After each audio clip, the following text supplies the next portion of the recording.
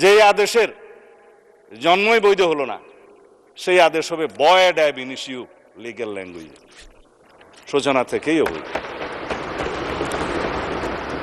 আমাদের মাননীয় বিরোধী দলের সদস্যগণ তার ভাষণ শুনতে চান নাই, ওয়াকআউট করেছেন, ভালো কথা, কিন্তু তার ভাষণের উপর আলোচনা করছেন এবং 50 ঘন্টা আলোচনা হবে ইনশাআল্লাহ। সংবিধান অনুযায়ী আমাদের কোনো কোনো সদস্য এখানে আছেন, উপদেষ্টা হিসেবে শপথ নিয়েছেন। সংবিধান তখন ভালো ছিল, রাষ্ট্রপতিও তখন ভালো ছিল, কিন্তু ভাষণের দিন উনি মনোপুত হলেন না আর কি। যাই হোক, মানে স্পিকার, অনেক ধন্যবাদ আপনাকে। আমি মাঝে মধ্যে আজকে একটু দেখব, কারণ রেকর্ডের ব্যাপার অনেক কিছু এখানে উত্থাপিত হয়েছে। আমাদের মাননীয় বিরোধী দলের অনেক বিজ্ঞ সদস্য, ব্যারিস্টার্স, অ্যাডভোকেটস, যারা আইন কানুন সংবিধান উদ্ধৃত করেছেন, মজবুরিতে আমাকেও কিছু কিছু জবাব দিতে হবে। আজকে যে নোটিশটা মাননীয় বিরোধী দলীয় নেতা মুলতবি প্রস্তাবের জন্য উত্থাপন করেছেন, লিখিত কাগজটা আমার কাছে আছে। এখানে জুলাই জাতীয় সনদ, সংবিধান সংস্কার বাস্তবায়ন আদেশ 2025, আদেশ নম্বর 1 2025, আমি পড়ছি ওনারটা। এর অনুচ্ছেদ 10 অনুযায়ী সংবিধান সংস্কার পরিষদের অধিবেশন আহ্বান প্রসঙ্গে, এটাই হচ্ছে আজকের ফ্যাক্ট ইন ইস্যু, আলোচ্য বিষয়। তা আসি, এই 10 অনুচ্ছেদ সংবিধান সংস্কার বাস্তবায়ন আদেশের কি, সেটা হচ্ছে পরিষদের অধিবেশন আহ্বান, কোরাম ভোটদান ইত্যাদি সংসদ নির্বাচনের ফল ঘোষিত হইবার 30 পঞ্জিকা দিবসের মধ্যে যে পদ্ধতিতে জাতীয় সংসদের প্রথম অধিবেশন আহ্বান করা হইবে, অনুরূপ পদ্ধতিতে পরিষদের প্রথম অধিবেশন আহ্বান করা হইবে। এটা একটি আদেশ। তাদের বক্তব্য অনুযায়ী এই পরিষদের অধিবেশন কেন রাষ্ট্রপতি আহ্বান করলেন না? এবার সংবিধানে আসি।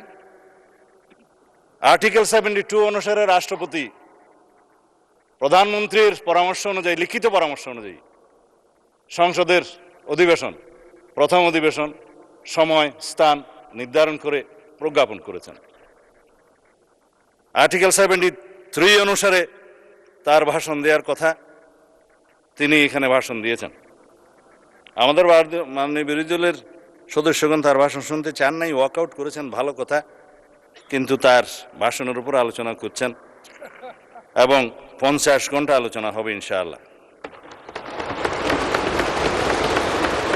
মাননীয় মহামান্য রাষ্ট্রপতির কাছে সংবিধান অনুযায়ী আমাদের কোনো কোনো সদস্য এখানে আছেন, উপদেষ্টা হিসেবে শপথ নিয়েছেন।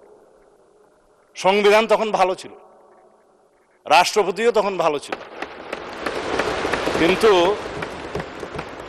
ভাষণের দিন উনি মনোপুত হলেন না আর কি। যাই হোক, এখন এই আদেশটা নিয়ে যে আমরা আলোচনা করব, আদেশের অনুবলে যে সংবিধান সংস্কার পরিষদের অধিবেশন কেন আহ্বান করা হবে না, তার উপর যে আলোচনা করব, আদেশটা কি, কিছু কিছু জবাবের মধ্যে চলে আসবে।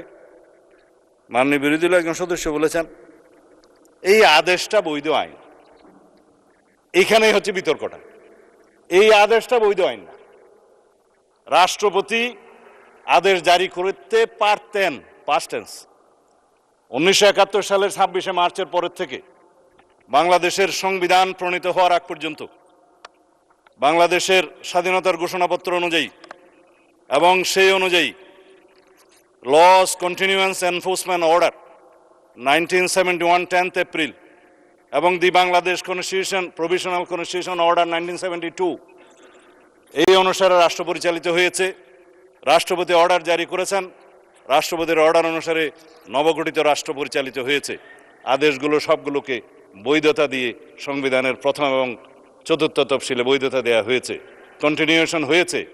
আমি সেই আদেশকে বৈধ আদেশ মনে করি। যে হাইকোর্টের আদেশ, যে রুলিংয়ের কথা বললেন, সেই আদেশগুলোকে আইনে পরিণত, আইন বলে স্ট্যাটাস দেওয়া হয়েছে। অবশ্যই আর্টিকেল 152 অনুসারে একটা হচ্ছে ল, আরেকটা হচ্ছে এক্সিস্টিং লস। আইন এবং প্রচলিত আইন দুই জায়গাতেই আদেশ হচ্ছে বৈধ আইন, অন্যান্য প্রথা রুলস সবকিছু বৈধ আইন, আদেশও আইন, কিন্তু এই আদেশ হলো ছিল, কিন্তু আদেশ জারি করার ক্ষমতা 1973 সালের 7ই এপ্রিলের পর রাষ্ট্রপতির আর রইল না।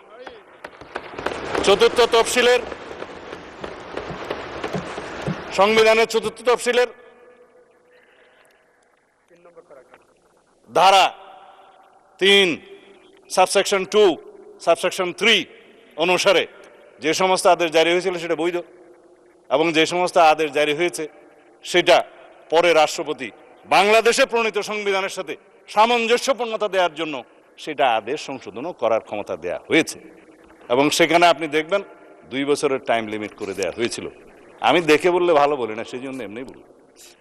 তো সেই জায়গায় 2 বছরের সময়সীমা 1974 সালের একটা দিবসে শেষ হয়, সেটা আমি পরে বলবো, এখানে দেখে বলতে হবে।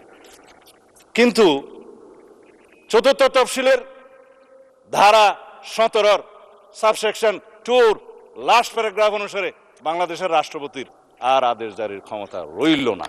তারপরে দেখে নিতে পারেন তারপরে রাষ্ট্রপতি আদেশ জারি করলেন কিভাবে, সেটাই হচ্ছে আজকের ফ্যাক্টর ইস্যু। যে আদেশের জন্মই বৈধ হলো না, সেই আদেশ হবে ভয়েড অ্যাব ইনিশিও লিগ্যাল ল্যাঙ্গুয়েজ, সূচনা থেকেই অবৈধ।